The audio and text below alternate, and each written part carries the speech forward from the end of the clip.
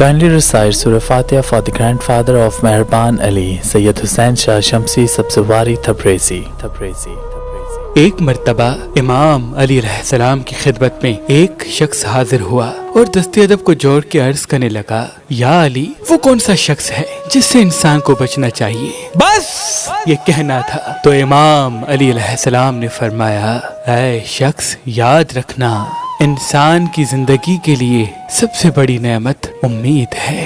جو انسان ہزاروں دکھوں کے بعد بھی اچھائی کی امید رکھتا ہے تو اللہ اس کی امید کبھی نہیں توڑتا۔ ایسے انسان کو کبھی اپنے قریب نہ کرنا جو نا امیدی پھیلاتا ہو، کیونکہ نا امیدی کفر سے بھی بدترین گناہ ہے۔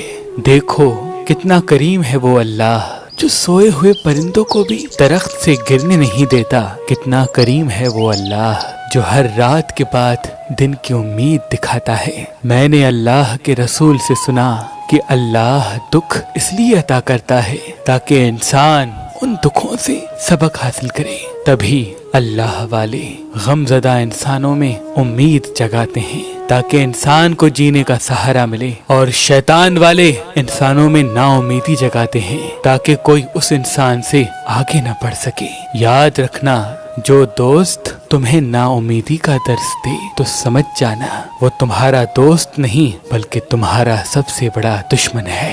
تمہارا سب سے بڑا دشمن ہے۔